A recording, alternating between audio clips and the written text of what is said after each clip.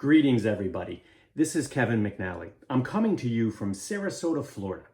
I have the blessing of being able to work from Sarasota, Florida for a few weeks and to get away from the gross New England weather. So I wanted to take this opportunity very quickly just to tell you one of those stories that happens when you have low vision or blindness. Now, I've talked before about how embarrassing things happen all the time, right? When you have low vision and you look, even saying that is a little strange, but even though you look like you don't have low vision or you don't give off any outward indication that you have issues with your sight, embarrassing things can happen. And, it happens all the time, actually. So last night I had another interesting example, but it actually turned out to be a good thing. So it's okay. And I found that the more honest we are with our vision loss, and if we explain to people, if we're given the opportunity to explain, why something happens, sometimes it leads to a really good conversation. So last night I decided after work, I was going to head over to the hot tub because I like to go to the hot tub and meet people. So I walked my way over and I was there. It was just a few people in the hot tub. And I did recognize one gentleman from last year when I was here in Sarasota. I didn't say anything. I just listened to their conversation, and eventually they all left. So I was hanging out, and I decided it was time for me to leave. And I was putting my stuff together, and I found some wrappers that I needed to throw away. The gentleman who I recognized from the previous year, he was still there, and I didn't really notice him until later, but he was over showering off from the hot tub. So I saw a garbage can and I wanted to bring my wrappers over to them. So I slowly made my way over, and I thought the garbage can was a little low, but it's a garbage can nonetheless. And I put my wrapper inside the garbage can and walked back to my chair. The gentleman that I had seen last year, who didn't recognize me, but had seen that I saw him, he then, I guess, was heading by me, and he turned and stopped and said, "Just for the record, that's not a garbage can."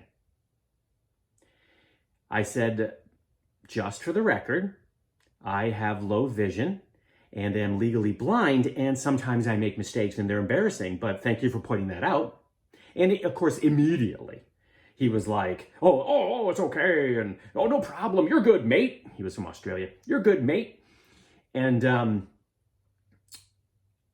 I found that pushing back a little, gently, of course, not to be rude. I didn't say it rudely, not meanly. I know he was just trying to point out the fact that I threw a wrapper into what turned out to be was a garden hose box that you wrap a garden hose into.